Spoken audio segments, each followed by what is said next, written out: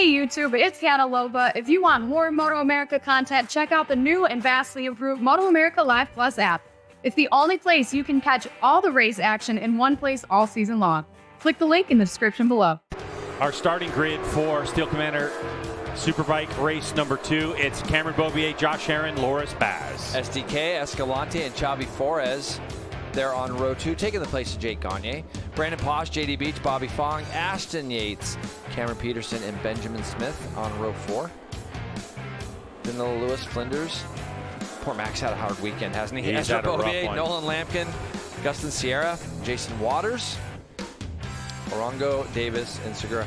What's funny is I was watching these guys do the warm-up lap. Might be the slowest warm-up lap I've seen all year. It's Steel Commander Superbike race number 3. Revs are up, clutches are out, and we're gone. To turn number 1 we go. Josh Herrin in the middle.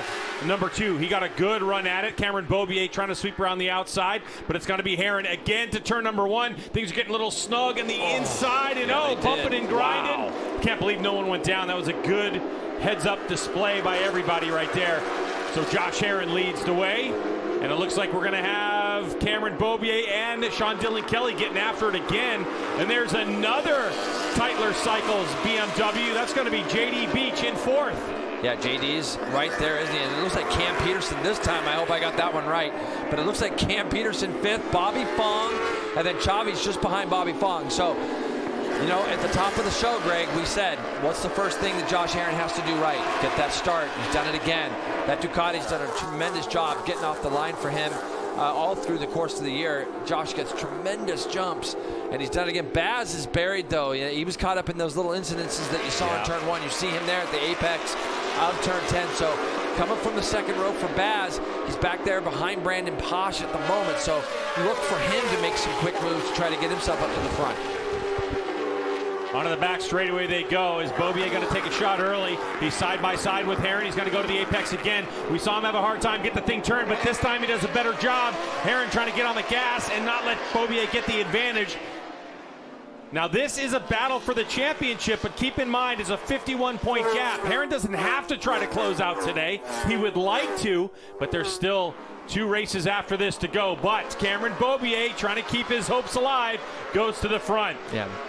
Fans of MotoAmerica can pick their favorite riders for a chance to win money. Available on your favorite sportbook and daily fantasy sites like DraftKings and Underdog Fantasy. Visit nxtbets.com/playma for exclusive sign-up bonuses for new players and receive cash bonuses available in legal states. Check nxtbet.com/playma to see where you can play in your state. I think, Greg, Cameron just has a total plan here. He wants to get out front, try to control this race. He hasn't had that first lap lead all weekend long. And for Josh Herrin, he knows if he wins, if he beats Cameron in this race, then he would be crowned. But I don't think he needs to take too many unnecessary risks. Let's just sit up front, see what the pace is like from the 6, and then you can start to make a plan second half of the race. But you can see what Beaubier is trying to do right now. Now for Herrin too, he could also push the fact that if he pushes and continues to push as Ezra Beaubier, it looks like that's going to be probably going up the front straightaway. So we'll see where that actually happened. And yeah, that's Ezra Beaubier, brother to Cameron Beaubier. And obviously, its red flag is going to be out to make sure that the conditions are safe. There is a plug, by the way, on that belly pan, so if it was raining and there's water that accumulates in there, that it would drain out. But during these dry conditions, that plug needs to be in that belly pan. But with riders in front of him, and maybe Greg not being able to take advantage of that outright speed on new tires. And look at this. Loris Baz now has a look up underneath Cameron Beaubier. So he's got picked off by SDK and Baz early in the lap here.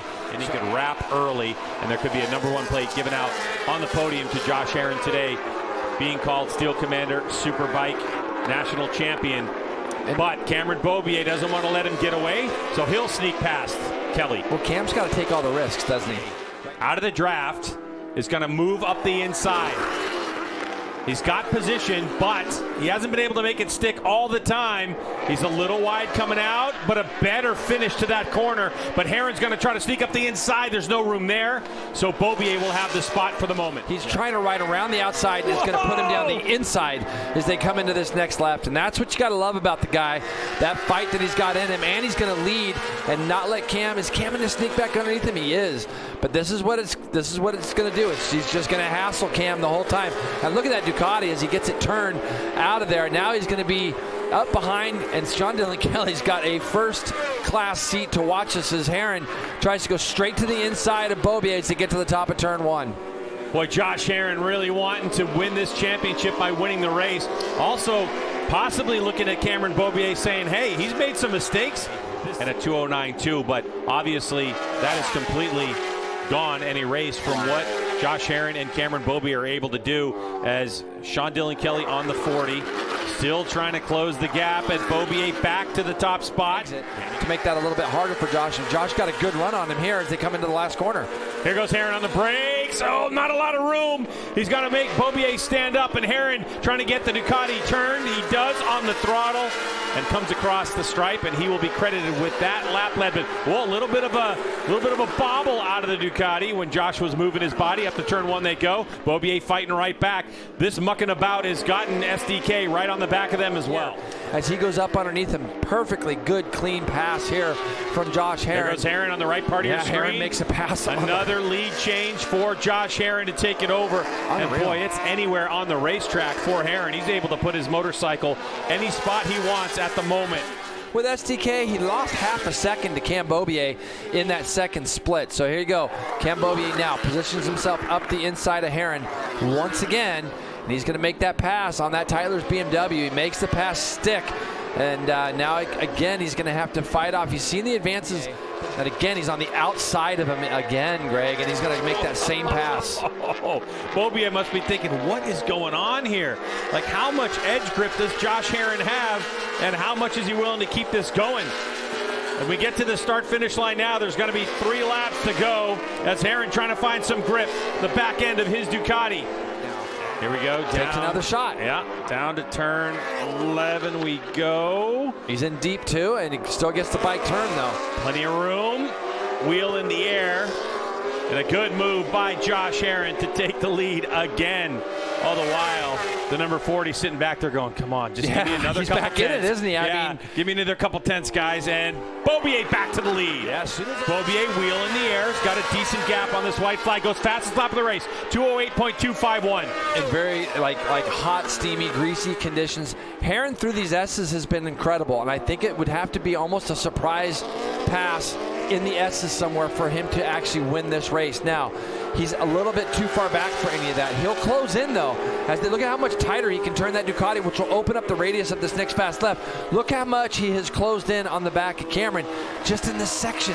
So now he's going to go through this right, loses a little bit of time there, and he's just not quite close enough. I was thinking it could have been out of that right to this left, or this left to the right. Not close enough, Greg. So if he gets close enough to take a stab down in turn 10, which is just 2 corners away, you could bet the number 2 will give it a go.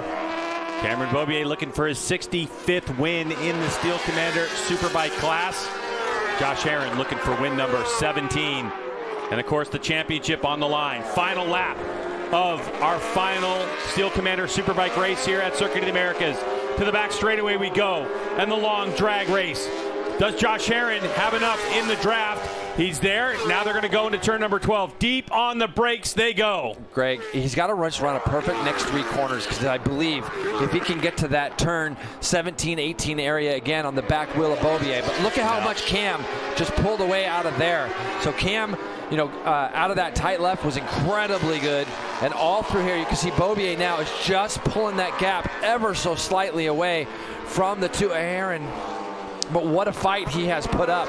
I just think that the gap now is just maybe that bit too much. Too much risk reward for Josh Herrin in these last couple of corners on the final lap of race number 3. Cameron Beaubier fighting for his championship life, trying to keep his hopes alive, and Herrin nearly tosses it away.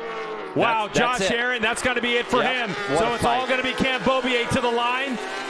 1 more corner to go for the number 6 Tyler Cycles BMW. Cameron Beaubier on the gas, looks forward, sees the checker flag flying, and will take the victory. And Josh Herrin safely makes it across the line. And Beaubier with the fastest lap of the race on the final lap at 2:08 flat. And there goes Richie Escalante in 4th place. Sean Dylan Kelly will be 3rd, and Loris Baz in 5th.